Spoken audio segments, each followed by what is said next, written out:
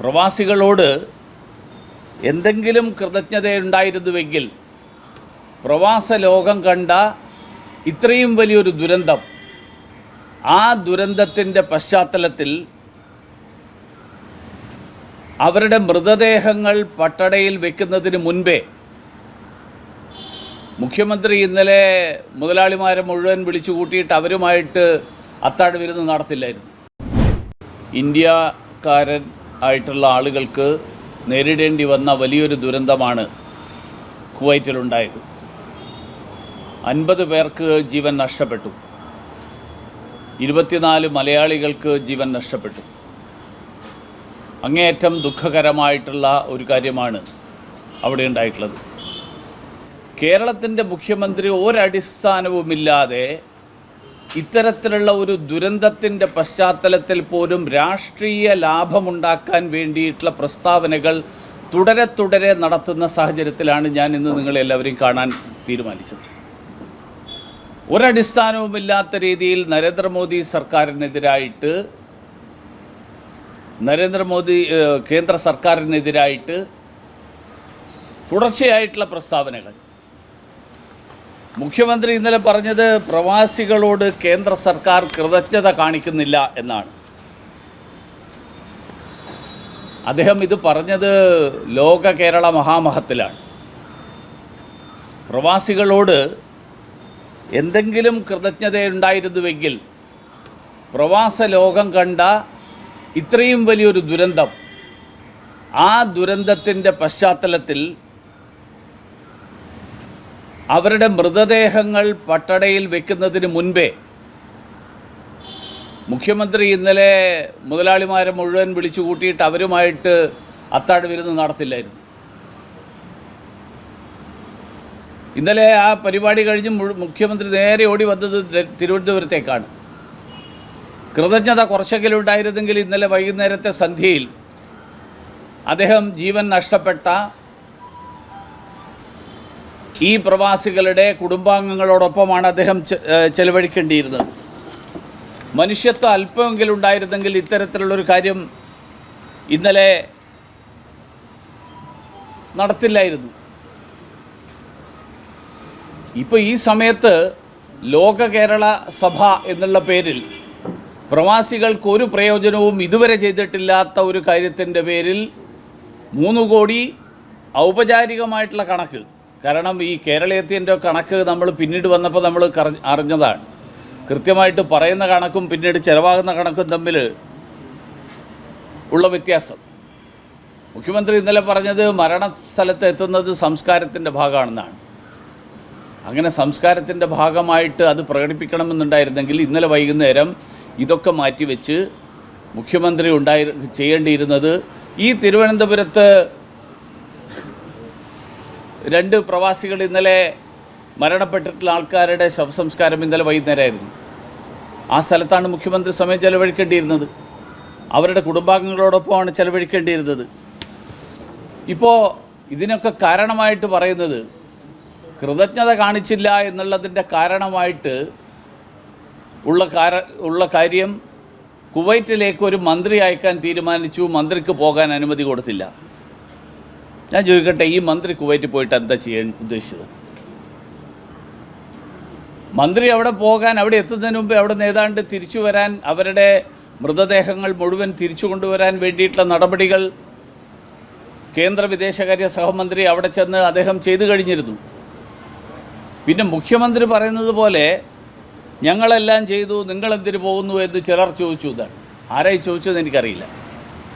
ഈ ഞങ്ങളും നിങ്ങളും എന്നുള്ള ഭാഷ അത് പിണറായി വിജയൻ്റെ ഭാഷയാണ്, കേന്ദ്ര സർക്കാരിൻ്റെ ഭാഷയല്ല. കേന്ദ്ര സർക്കാർ ഇന്ത്യ എന്ന് പറഞ്ഞാൽ കേരളം ഉൾപ്പെടെയുള്ളതാണ് ഇന്ത്യ. അതുകൊണ്ട് കേരളം എന്ന് പറഞ്ഞാൽ നിങ്ങളും, ഇന്ത്യ എന്ന് പറഞ്ഞാൽ ഞങ്ങളും എന്ന് കേന്ദ്ര സർക്കാർ ഒരു കാലത്തും നിലപാടെടുത്തിട്ടില്ല. അതുകൊണ്ടാണ് ഇന്നലെ 45 പേരുടെ മൃതദേഹങ്ങൾ കൊണ്ടുവന്നപ്പോൾ 24 പേരുടെ മൃതദേഹങ്ങൾ, 31 പേരുടെ മൃതദേഹങ്ങൾ കൊച്ചിയിൽ വിമാനത്താവളത്തിൽ ഇറക്കി ബാക്കിയുള്ള മൃതദേഹങ്ങളുമായിട്ട് ആ വിമാനം ഡൽഹിയിലേക്ക് പോയപ്പോൾ കുവൈറ്റിൽ നിന്ന് വിദേശകാര്യ സഹമന്ത്രി ആ വിമാനത്തിൽ തന്നെ യാത്ര ചെയ്തു വന്നു, കൊച്ചിയിലിറങ്ങി എല്ലാ പരിപാടികളിലും പങ്കെടുത്തു. അതിനുശേഷം അദ്ദേഹം വീണ്ടും ഡൽഹിയിലേക്കുള്ള യാത്രയിൽ പോയി. അതുകൊണ്ട് ഈ ഞങ്ങളും നിങ്ങളും എന്നുള്ള പ്രയോഗം തന്നെ കേരളം ഇന്ത്യയുടെ ഭാഗമല്ല എന്നുള്ള ഒരു ധാരണ വരുത്താൻ വേണ്ടിയിട്ടുള്ള പിണറായി വിജയൻ്റെ ബോധപൂർവമായിട്ടുള്ള ശ്രമത്തിൻ്റെ ഭാഗമല്ലേ എന്നെനിക്ക് സംശയമുണ്ട്. കേന്ദ്ര സർക്കാരിന് ഞങ്ങളും നിങ്ങളും എന്നുള്ള വേർതിരിവില്ല. കേരളത്തിലിരുന്നിട്ട് ഈ ഞങ്ങളും നിങ്ങളും എന്നുള്ള വേർതിരിവ് ഉണ്ടാക്കാൻ ശ്രമിച്ചാൽ അത് കേരളത്തിൽ വിലപ്പോവില്ല എന്ന് ഈ തെരഞ്ഞെടുപ്പ് ഫലം വന്ന് ഒരാഴ്ചക്കകമെങ്കിലും പിണറായി വിജയൻ ഓർമ്മയുണ്ടാവേണ്ടതായിരുന്നു. അതുണ്ടാകാതെ സാന്നിധ്യം അറിയിക്കുക, ആശ്വസിപ്പിക്കുക എന്നുള്ളത് നാടിൻ്റെ സംസ്കാരമാണെന്ന് പറയുന്ന ആളുകൾ ഇന്നലെ സാന്നിധ്യം അറിയിക്കാനും ആശ്വസിപ്പിക്കാനും വേണ്ടി എന്താ ഈ മൃതദേഹങ്ങൾ പട്ടടയിൽ വെക്കുമ്പോൾ അവരുടെ ചടങ്ങുകൾ നടക്കുമ്പോൾ അവിടെ പോകാതിരുന്നത്? സാന്നിധ്യം അറിയിക്കാനും ആശ്വസിപ്പിക്കാനും വേണ്ടി പോകേണ്ടിയിരുന്നത് കുവൈറ്റിലല്ല, ഈ നാട്ടിലെ അവരുടെ ബന്ധുക്കളുടെ കൂടെയാണ്, അവരുടെ കുടുംബാംഗങ്ങളോടൊപ്പമാണ്, അവരുടെ സുഹൃത്തുക്കളുടെ നാട്ടുകാരുടെ അവരെയാണ് സാന്നിധ്യം അറിയിപ്പിക്കാനും ആശ്വസിപ്പിക്കാനും പോകേണ്ടിയിരുന്നത്. അപ്പോൾ ഈ തരത്തിൽ കേന്ദ്ര സർക്കാരിൻ്റെ ഭാഗത്ത് നിന്ന് ഈ മന്ത്രി അവിടെ പോയി എന്ത് ചെയ്യും? കേരളത്തിൻ്റെ മന്ത്രി പോകുന്നു, 7-8 സംസ്ഥാനങ്ങളിൽ നിന്ന് ആളുകൾക്ക് ജീവൻ നഷ്ടപ്പെട്ടിട്ടുണ്ട്. അവരെല്ലാവരും അവിടെ ചെന്ന് കഴിഞ്ഞാൽ സ്വാഭാവികമായും സംഭവിക്കുക എന്താ?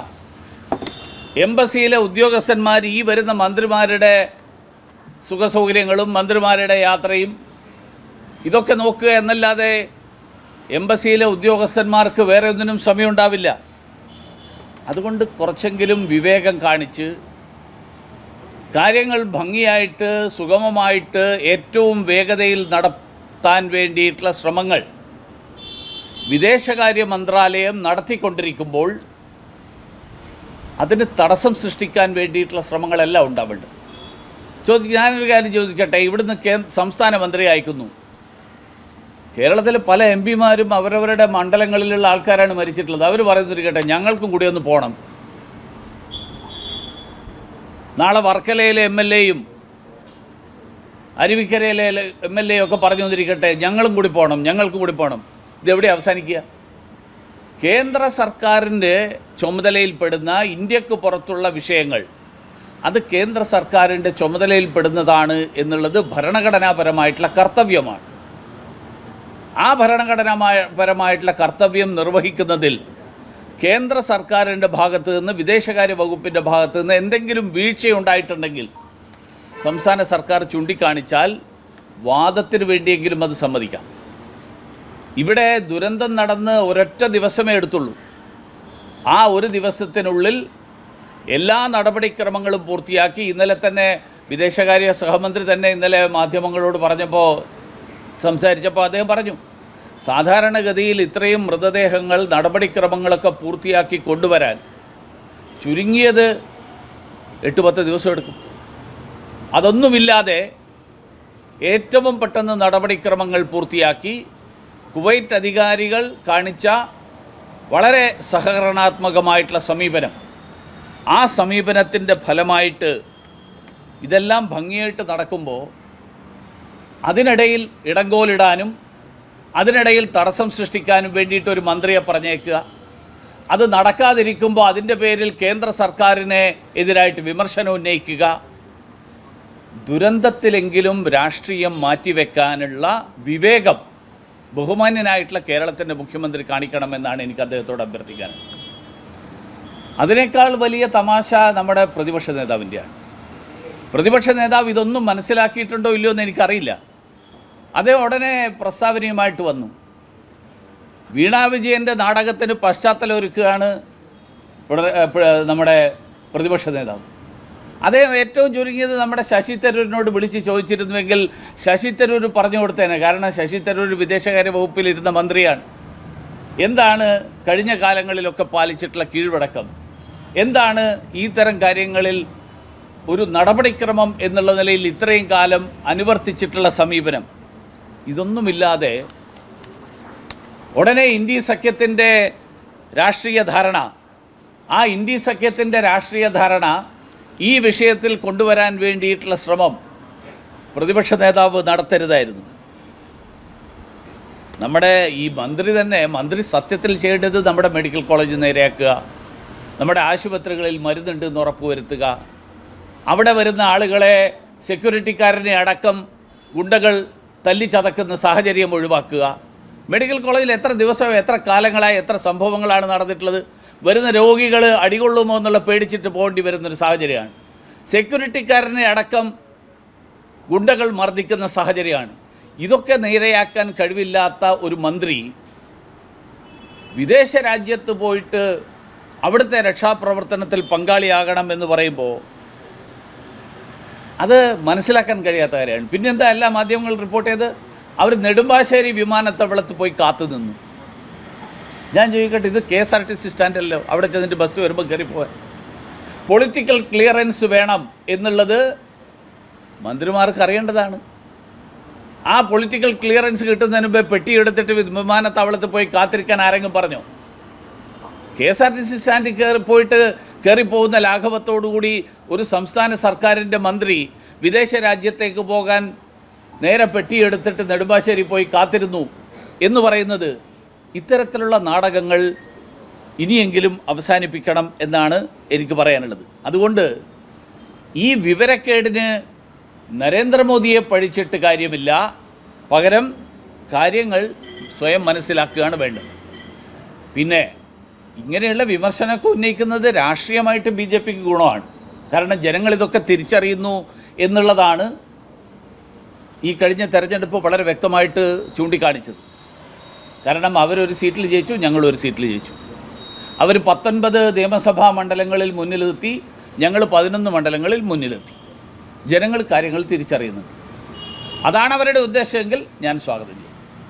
പക്ഷേ ജനങ്ങൾക്ക് ഈ തരത്തിലുള്ള കാര്യങ്ങളെക്കുറിച്ച് വ്യക്തതയുണ്ട്.